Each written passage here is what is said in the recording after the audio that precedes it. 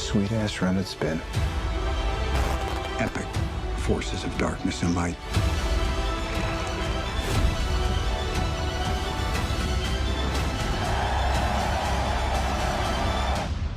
What a world. Universe now.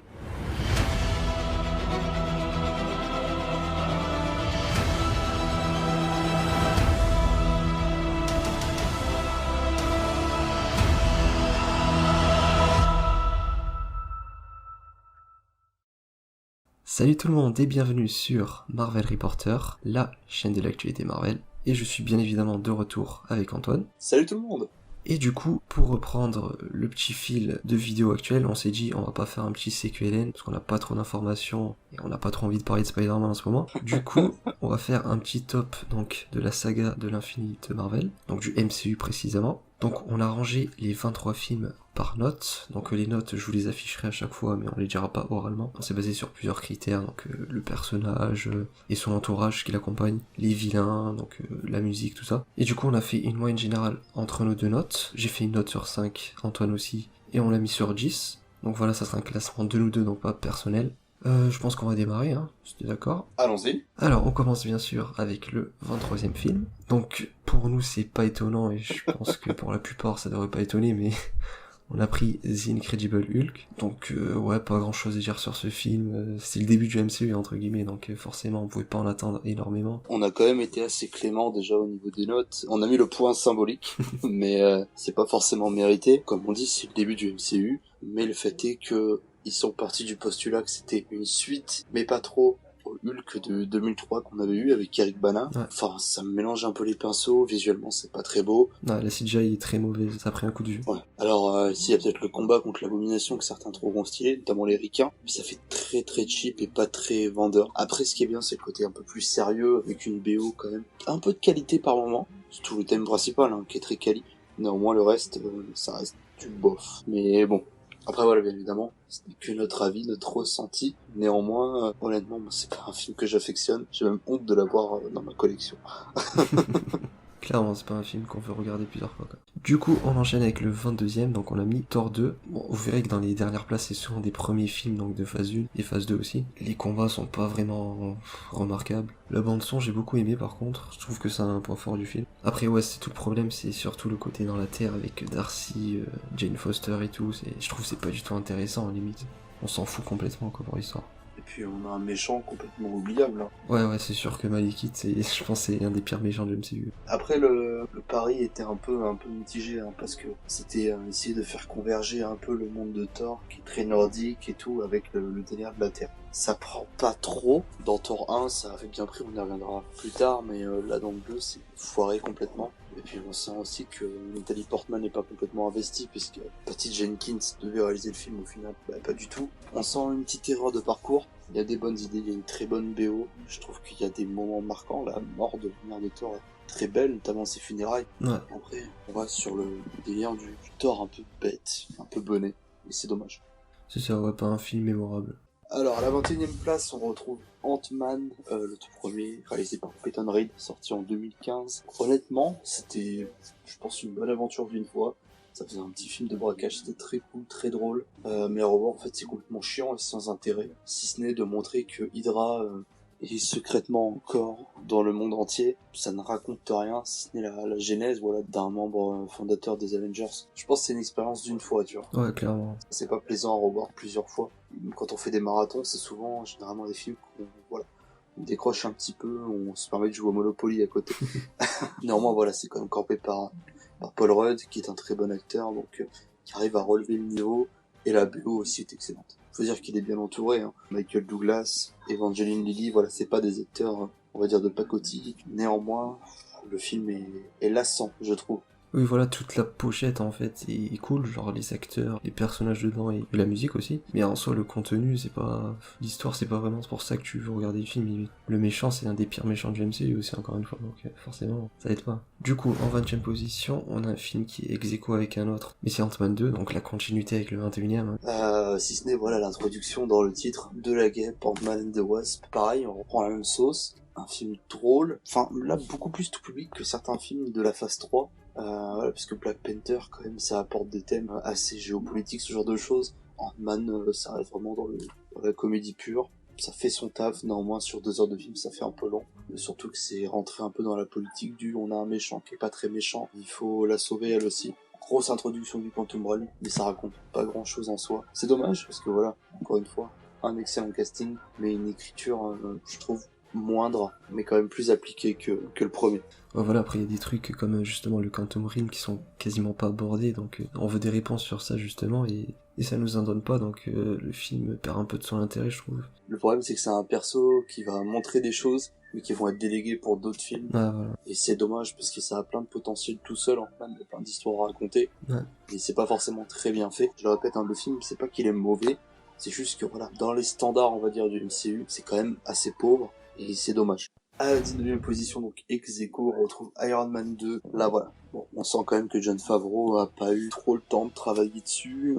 Whiplash, très bonne idée, très mal fait, si ce n'est qu'il veut son perroquet. C'est pas un peu ok. Après c'est assez sympa voilà de mettre en avant le fait que la technologie de Tony le tue aussi petit à petit. Enfin ça reste toujours, j'ai l'impression, au second degré. C'est toujours mis en arrière-plan, c'est pas ça le plus important, c'est pas ça qu'il faut raconter. Ce qu'on veut raconter c'est des grosses batailles, des armures. Alors c'est très cool, mais voilà, ça dit pas grand chose. Le problème aussi c'est que c'est le 3e film du MCU, et déjà le 2e d'Iron Man, donc forcément en termes de background dans un univers il n'y a pas grand chose de plus à raconter. Si ce n'est qu'on en apprend plus sur ses parents, ce genre de choses. J'aime pas ce film, voilà. Bah ouais, il essaie de beaucoup introduire des persos, donc t'as l'introduction de Black Widow, on apprend plus sur Nick Fury, Coulson, tout ça, c'est des persos qui reviennent, mais c'est pas extrêmement utilisé quoi. Faudra attendre Avengers pour les voir plus. Mais du coup, Iron Man 2 c'est pas un film dégueulasse quoi, je le mets vraiment dans les films moyens quoi. Et c'est beaucoup un épisode centré sur Tony Stark justement, donc peut-être ça le problème qui peut poser à beaucoup de gens je pense. Après voilà, le bon point c'est qu'on a l'arrivée de War Machine, Ouais aussi. compté par Don Cheadle. Donc voilà, le petit changement d'acteur qui a été fait par rapport au premier, tant mieux. Un des seuls bons points qui ressort, c'est qu'au final on se rend compte que pourquoi ça se pourrait être que Tony Stark sous l'armure, et pas Whiplash, et pas Rhodey. Sur le papier c'est bien, mais voilà, à l'écran ça rend quand même quelque chose d'assez brouillon, d'assez long et un peu chiant. À la 18e position, on attaque avec Guardians of the Galaxy Volume 2. Je déteste ce film. Ce délire un peu renouer avec son père, ce genre de choses. Moi, ça m'a vite saoulé. Visuellement, le film en met peut-être trop. C'est trop flashy. Honnêtement, ça m'a un peu dérangé. Enfin, le dernier acte est quand même en chiant. Ah c'est un peu brouillon à la fin. Ça donne mal au crâne. C'est très bien fait, mais il y en a trop. Et puis même, l'histoire, je la trouve bof, en fait. On aurait enlevé Ego, il y aurait eu, je sais pas, une course-poursuite entre des ravageurs, et au final, Yondu qui se sacrifie pour protéger Quill. Pourquoi pas? Mais le délire avec Ego pour introduire les Célestiens, c'est pas très travaillé, c'est pas très intéressant, mais ça reste dans l'esprit Guardians, une petite famille comme ça. Ça peut être cool, mais avoir 1 ou 2 fois pas plus. À force de le revoir quoi, les premières fois tu le vois t'es là, ouais, c'est incroyable, après bon, le méchant il est un peu moyen quoi. Dans le fond, ça reste pas mauvais, mais c'est pas excellent non plus. Ça se regarde, mais c'est très chiant.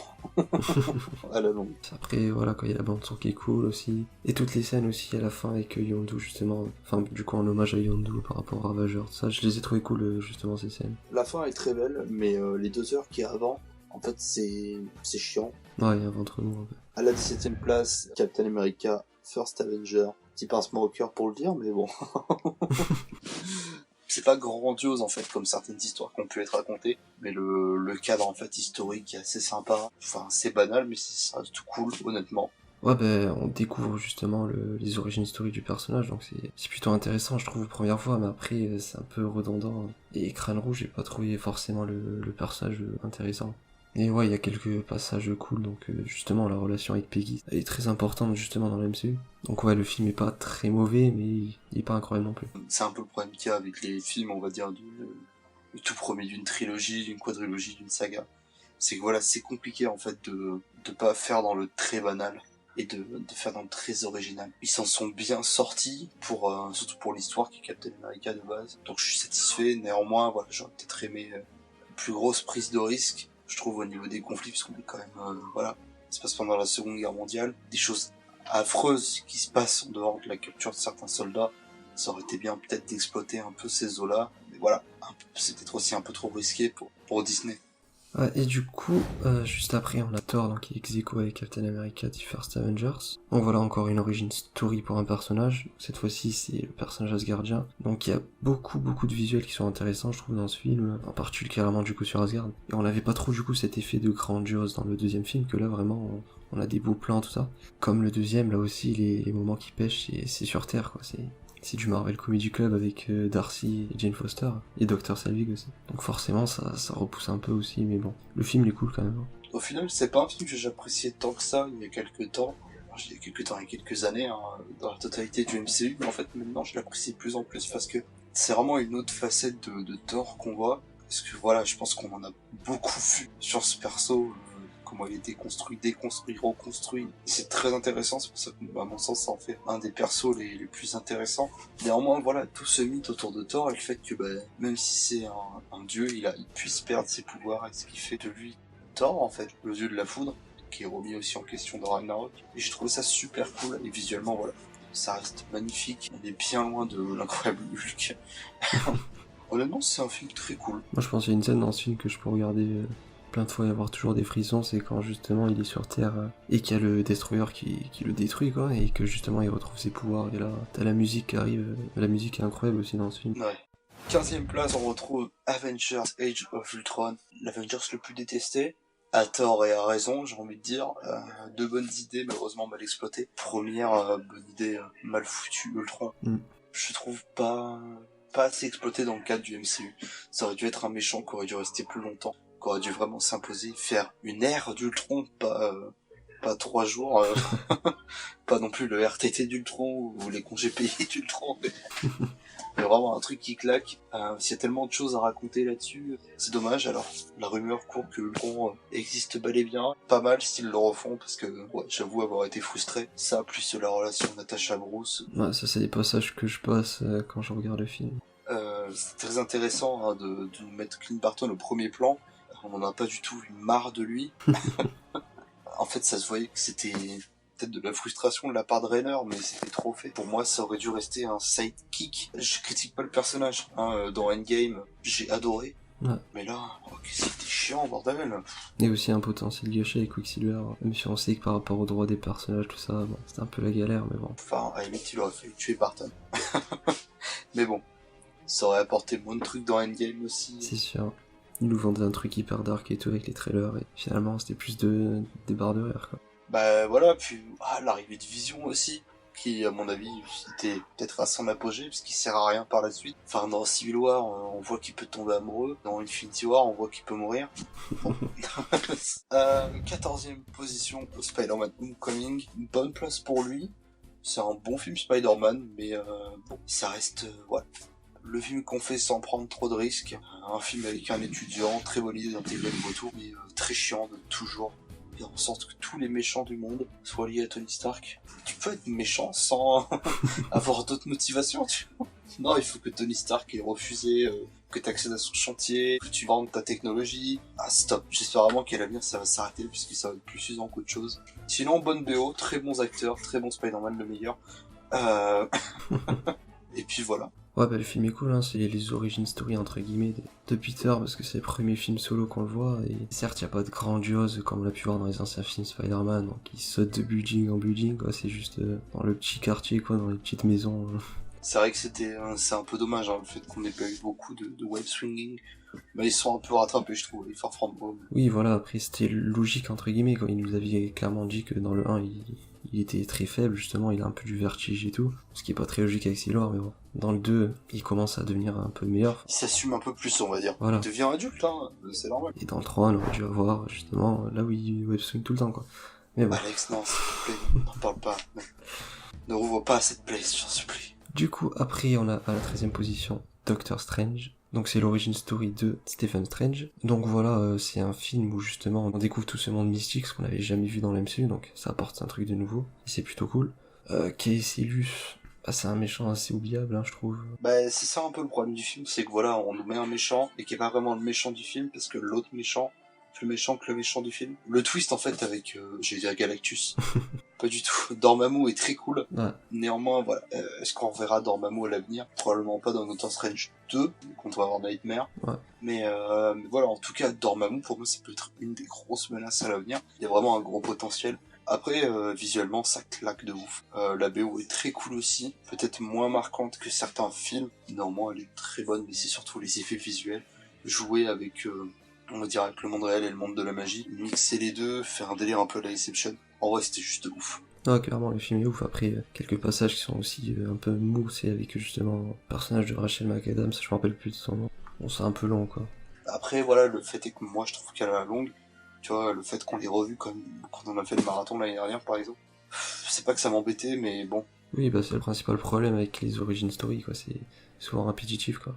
j'enchaîne avec la 12e position, Captain Marvel, qui était ouf, hein, une très bonne origin story, très très sympa. Un cadre des années 80 assez bien exploité, je trouve. C'est les 90, pardon. Mais en fait, quand on le revoit, on se dit, bon, ben, c'était très cool la première fois. Mais au fur et à mesure, c'est lassant.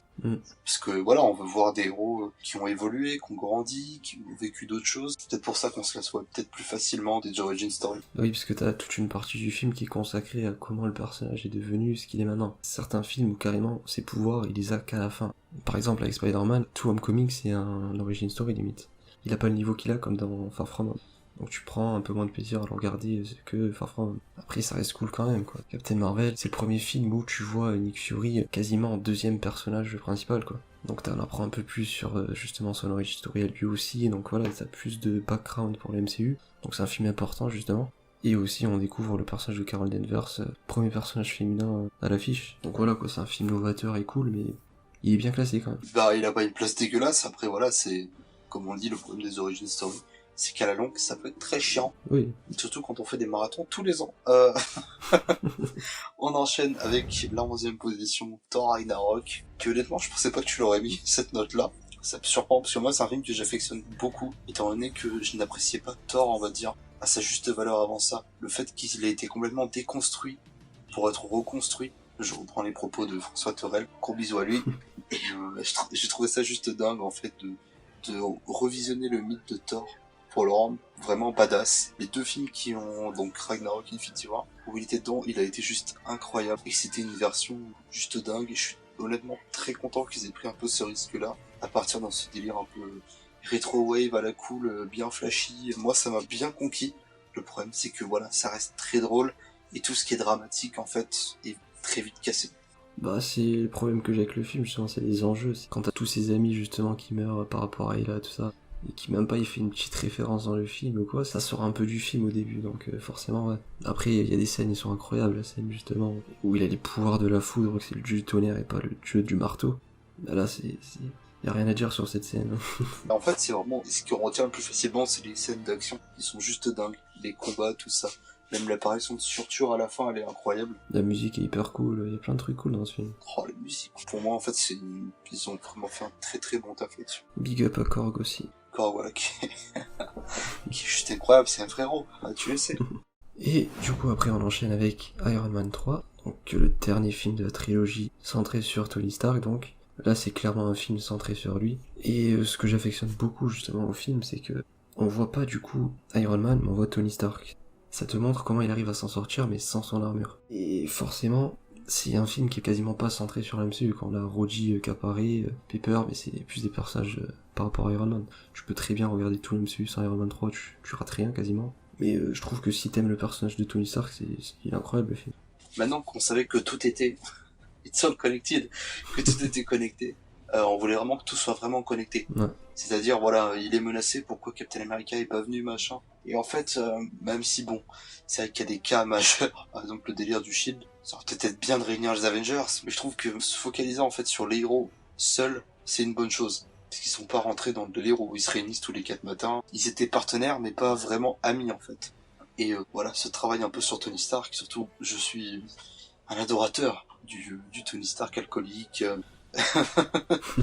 Et au final, maintenant, quand je revois le film, voilà, je prends plus de plaisir et je vois vraiment, en fait, ce que le message qu'il essaie de faire passer. Ils ont travaillé, voilà, sur ce personnage-là pendant 11 ans.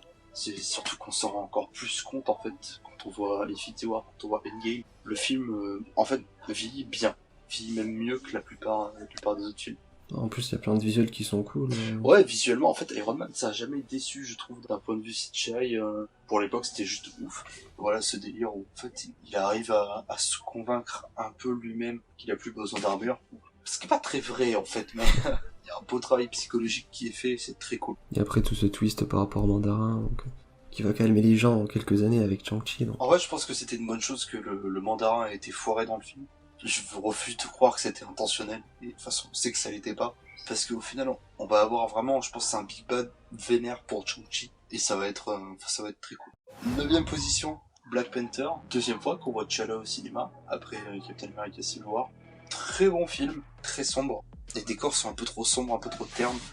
Il y a de la couleur uniquement en fait dans le Wakanda. Le reste du monde, j'ai l'impression que c'est assez sombre. Après, si ça se trouve, c'est une vision en fait de Ryan Coogler pour dire que le Wakanda est fermé au monde, ce genre de choses. Mais ce délire, voilà, un peu géopolitique. Est-ce que le Wakanda doit s'ouvrir au reste du monde? Est-ce qu'ils doivent se montrer tels qu'ils sont? Ça pose les bonnes bases. Un méchant, bon, voilà, on retrouve Michael B. Jordan dans le rôle de Killmonger. Un gamin qui a jamais pu avoir tout ce qu'il désirait, et puis qui au final y parvient, en tuant vraiment l'ennemi numéro 1 du Wakanda. Et le problème c'est que voilà, comme il n'a jamais été habitué à avoir ce genre de pouvoir, il fait un peu n'importe quoi, et ça se retourne contre lui.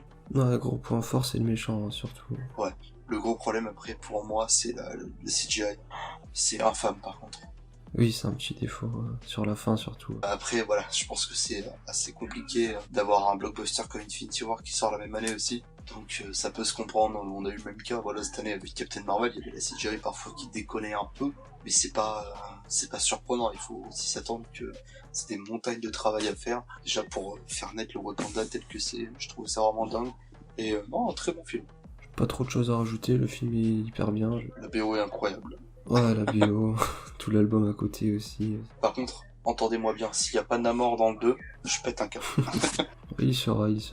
Du coup, on enchaîne à la 8ème place, donc avec Iron Man, donc le film d'origine story le mieux classé du coup. Bah, c'est le premier film du MCU, donc déjà ça posait les bases, et tellement de gens ont parlé de ce film que je sais pas quoi en rajouter, c'est la rédemption de Robert Downey Jr. quoi. Ouais, au-delà d'être le lance de fer on va dire du MCU, c'est avant tout un renouveau pour sa carrière, et quand on voit où ça l'a mené, je suis à la fois fier et heureux, en fait je suis les deux. Parce que c'était un chemin incroyable, cette saga de l'infini, et il en a apporté, on va dire, les couleurs, entre guillemets, pendant 11 ans, et je suis très content qu'au final, il ait pu même se retrouver lui-même, reprendre en main un peu sa carrière. Bah voilà, c'est clair, le film, ça a clairement donné la couleur au MCU, parce que voilà, il y avait Hulk qui était sorti dans les mêmes périodes, et c'était un peu un échec, donc ils ont dû refaire comme Iron Man, et on a eu des films comme Avengers Endgame après, donc voilà. Et après, s'il est pas autant haut placé dans le classement, pour moi, c'est Obadiah Chastain, c'est le méchant typique, je vais voler tes trucs, genre, j'ai une armure, tu vas avoir une armure, et voilà. Ouais, le problème des origin stories, c'est qu'ils essaient de trouver le némésis du héros, mais qui soit le même que lui. Ah, voilà. Captain America, crâne rouge, il avait aussi une super force. Voilà, pour point jaune, pardon. Yellow jacket. On reste vraiment à chaque fois dans le même pouvoir du héros pour voir comment il va s'en sortir. Mais le propos en fait d'Iron Man 1 est pas là. C'est plus dans sa manière à faire renaître et Tony Stark et Robert Downey Jr. Et je trouve qu'ils s'en sortent merveilleusement bien. Ouais. 7ème position, Guardians of the Galaxy, le premier opus. Et puis là, on est à fond dans ce délire un peu space opéra. Comment faire du Star Wars, mais autrement que Star Wars. Et ouais, c'est bien foutu honnêtement. Très bonne BO, très bon personnage. Et puis une équipe voilà qui s'assemble, qui est pas forcément celle qu'on pensait. Mais encore une fois, je suis satisfait en fait de ce qui a été fait. James Gunn est très doué pour ça. Je trouve qu'en fait dans ses projets de team un peu comme ça, par exemple son projet Suicide Squad, j'ai entièrement confiance. Je pense que ça va être dans la même veine un peu. Et il a un peu cette fibre là. Néanmoins, même si j'ai pas mis Guardians 2 pour son propos principal, le 1 je le trouve vraiment cool. Surtout que ça nous fait découvrir un peu l'univers galactique de ce MCU. On voit Ronan, qu'on reverra après dans Captain Marvel. Donc non, c'est plutôt cool. Ouais, c'est plutôt cool. Après, on a aussi des apparitions de Thanos, donc ça apporte aussi au MCU, voilà, la pierre d'infinité et tout ça. Ouais, franchement, le film, j'avais beaucoup aimé, surtout Peter Quill. J'avais trouvé le personnage à l'époque très intéressant. Rocket un peu moins, et dans les futurs films, on verra que c'est lui, justement, que je trouve qui tire le plus profit. Ouais. Mais ouais, franchement, le premier film était hyper cool. Je pense que c'est un film que je peux re-regarder. Et re-écouter. Aussi, oui. La soundtrack. C'est les gardiens, quoi. Ensuite, 6ème position, Spider-Man Far From Home, le meilleur film Spider-Man à live action. Honnêtement, moi, c'est tout ce que j'attendais d'un film Spider-Man, actuellement. De l'action, du retournement, voilà, un Spider-Man qui évolue au fil du temps. Et puis en fait, j'ai vraiment hâte de le revoir. Bon, je vais pas tarder à me le remater, parce que j'ai vraiment très envie, en fait. Des scènes qui sont incroyables. Les scènes d'illusion avec Mysterio sont dingues. Mysterio est dingue. Ouais, bah, un des meilleurs méchants du MCU, donc forcément, ça hisse le film très haut. Ouais, la phase 3, en termes de méchants, c'était vraiment un level au-dessus, hein, comparé aux autres phases. Ouais.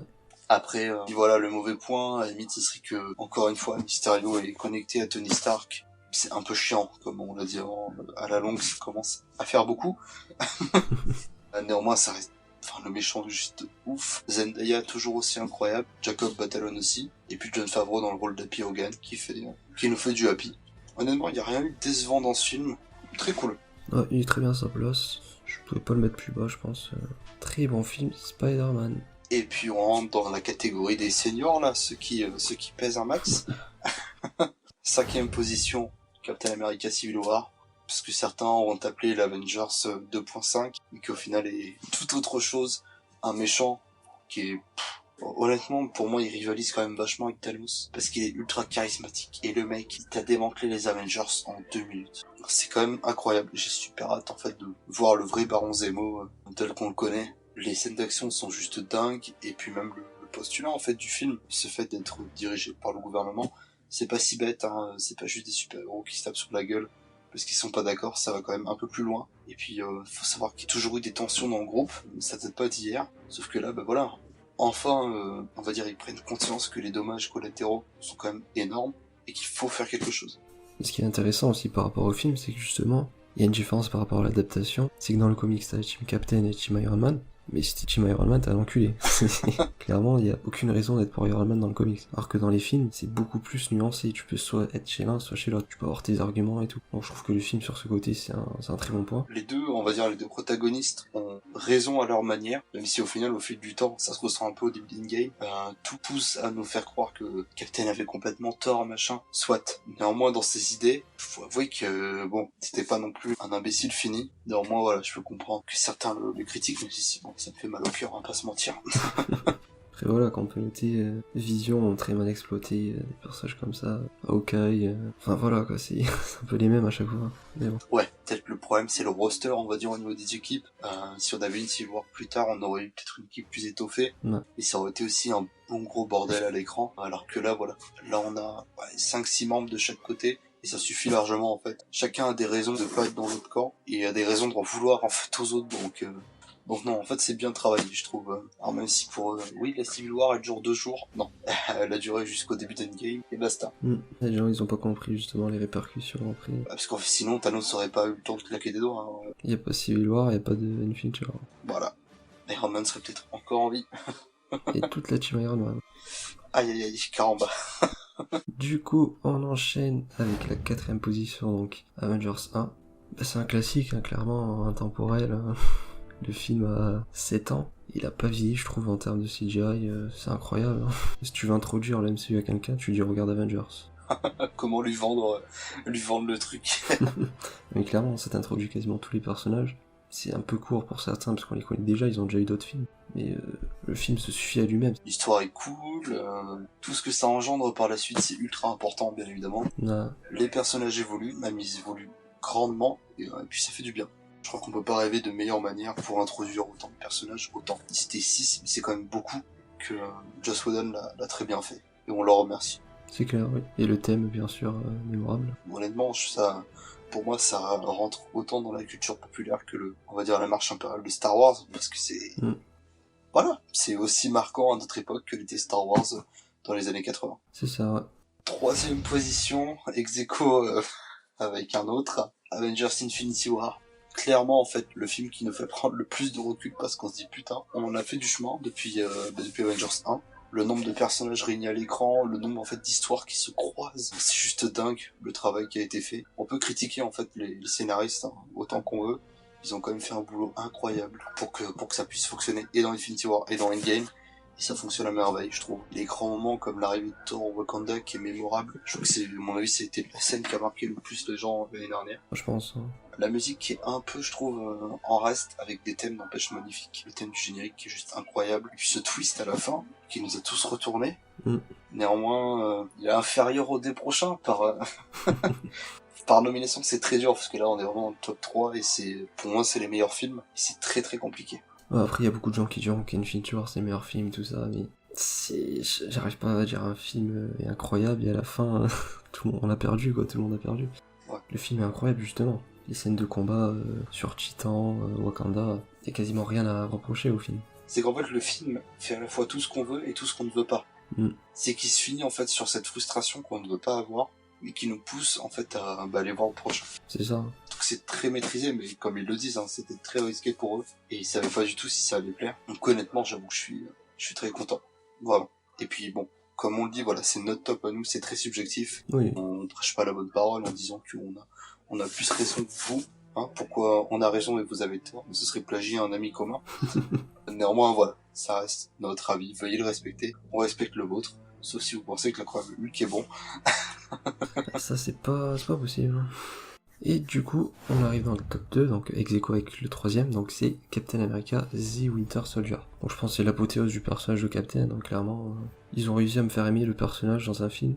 C'est très dur de base, en partant d'Avengers. Mais ouais, le film, c'est aussi un film qui tient tout seul, en fait. Du début à la fin, on a l'introduction de Bucky, toute la relation avec Captain qui est hyper cool. Des chorégraphies, mais juste aux petits oignons. Ouais, les scènes de combat sont hyper cool aussi. Puis ce délire, voilà, thriller, polar, policier, enfin, ça colle super bien. Puis ça reste quand même très politique, hein, puisque ça reste une affaire gouvernementale. Et le fait qu'il s'appuie là-dessus, en fait, j'ai trouvé ça un peu risqué, en fait, en termes de scénario, d'être un peu sur ce délire, on donne le plein pouvoir à une seule personne et celle qui va tout commander. Donc Alexander Pierce, ça me fait penser d'ailleurs quand Palpatine devient chancelier, qui a le plein pouvoir. Il y a un peu ce parallèle là. Mais non, c'est super. Robert Redford est génial, et puis Chris Evans. Quand tu veux, mec, je suis là. Et en plus, après, le film a beaucoup de répercussions dans la série Agents of S.H.I.E.L.D. Ouais, voilà, c'est ça qui a fait en sorte qu'on s'affectionne autant à la série, c'est ça qui nous a vendu le It's All Connected. Ouais. Et une BO aussi, pareil, toujours aussi incroyable. Ouais, la BO aussi est cool. Ça faisait bizarre de voir le Captain en fait intégré dans notre réalité. Voilà, avec son bouquin où le mec il doit mater Star Wars, Star Trek, écouter du Marvin Gaye, et en final je trouve que ça colle très bien avec le perso. Et voilà, du coup, pour terminer, bon, vous savez très bien de quel film on parle, hein. Il en reste plus des masses. The Incredible Hulk. Le numéro 1, The Incredible Hulk, c'est faux, c'est Avengers Endgame. Bon, ok, le film est pas parfait, vous pouvez dire ce que vous voulez, tout ça. Il y a quand même des meilleures scènes de l'histoire du cinéma, hein. On peut pas le nier, ça, vous ne pouvez pas le nier. Scène de combat, si vous voulez. Mais clairement, cette scène, j'attendais depuis longtemps, ils nous l'ont donné, bah tant mieux. Hein. Mais un film James Bond, c'est bon. En fait, je crois, ce qui fait en sorte que le film est si bon, c'est tout ce fan service qu'on a peut-être pas eu au fil des ans, mais qu'on a tout pris d'un coup, et on en redemande encore. Genre, on le revoit à chaque fois pour bien kiffer. C'est ça qui fait qu'il est aussi excellent. Le marteau porté par Captain, ça fait 10 ans qu'on l'attend. Le gant du côté d'Iron Man aussi, c'était un truc hyper utilisé depuis plusieurs années. Plein de trucs comme ça, quoi. Et après, l'histoire, certes, ça peut être un peu long pour certains vers le milieu. Justement, il y a des passages dans le passé et tout ça. Mais quand t'aimes les anciens films et quand t'aimes l'univers, je trouve pas ça long, perso. Enfin, tu redécouvres des scènes en version longue, en fait, limite. Ouais, puis vu d'un autre œil aussi, c'est ça qui est dingue. C'est que ça s'intègre parfaitement. Ça reprend, voilà, tout ce qu'on a connu, les grandes scènes des films. Et puis ça le fait bien. Je suis désolé, mais ça marche bien. Même si c'est pas très clair le retour dans le passé, c'est vrai que bon, c'est toujours aussi délicat en fait d'adopter ce délire de voyage dans le temps. Mais putain, on s'en fout. C'est un film de super-héros. C'est pas censé être très logique déjà de base. Après, ça a été expliqué en plus au voyage dans le temps. Donc... Ouais, et puis il faut aussi mettre de côté un peu son esprit d'adulte. Et je dis pas que quand on va au cinéma, faut être un bonnet et regarder les films tels qu'ils sont. Non. Mais à partir du moment où en fait c'est des personnages, j'ai pas envie de dire qu'ils sont destinés aux enfants, mais qui nous ont fait vivre nous étant enfants, adultes, machin, il faut juste regarder ça avec notre âme de spectateur et kiffer. C'est du spectacle, c'est du divertissement, c'est pas de la réflexion, ça se prend pas au sérieux ni rien. Ça nous propose juste ce qu'on veut voir, ce qu'on a lu pendant des années. Voilà, au lieu de tourner une page pour avoir ça, on regarde un film. Et puis on voit les trucs qui bougent, c'est dingue. Et il y a des enjeux aussi, hein, c'est les choses que les gens reprochent au MCU, bah là il y en a. Voilà, on perd deux têtes fortes, donc Black Widow et Iron Man, et c'est pas n'importe quoi. Donc bon voilà, pas grand chose à rajouter, hein, c'est... C'est le top 1. Bon, en même temps, je pense que c'était un minimum prévisible. Oui, si vous avez vu la critique quand elle est sortie récemment, c'est prévisible. Mais voilà, je pense que c'était nécessaire quand même qu'on mette un peu les choses au clair sur notre classement des films. Alors, il faut savoir que le classement que vous avez là, c'est pas forcément notre classement personnel, c'est nous regroupés, puisque bien évidemment on est un duo, donc forcément on regroupe les choses. Je peux mettre le classement sinon au pire à la fin, genre personnel. Voilà, mais dans l'idée, hein, on est quasiment sur le même état d'esprit. Oui, dans le top 10 c'est quasiment les mêmes quoi. C'est pas qu'on se fait pas chier, qu'on réfléchit pas, mais c'est que, enfin, on pense à peu près pareil, on attend à peu près les mêmes choses, puis voilà, nous sommes qu'une seule et même personne, nous sommes Modoc. Allez, C'est limite, faudrait couper là. Je crois qu'on en a fini. ouais je pense pas qu'il y ait de numéro secret. Mention spéciale pour Venom, Le fameux... à la 24e position. Alors bien évidemment, on n'est peut-être pas prêt d'en refaire, on va pas en refaire à chaque fois qu'un film sort pour savoir où on place. Oui, c'était pour l'occasion, pour attendre Black Widow. Ouais, voilà, et puis histoire, comme on l'a dit, de mettre les choses au clair pour que vous sachiez, ben vous pouvez nous dire, hein, vous, quel est votre top 23. Et puis, on se retrouve très prochainement pour des news. En attendant, pour ma part, je vous remercie de nous avoir écoutés, et je vous dis à la prochaine. N'hésitez pas à nous suivre sur Twitter, vous avez le lien dans la description. Ça sera tout pour moi aussi. Du coup, je vous dis à la prochaine. Salut tout le monde!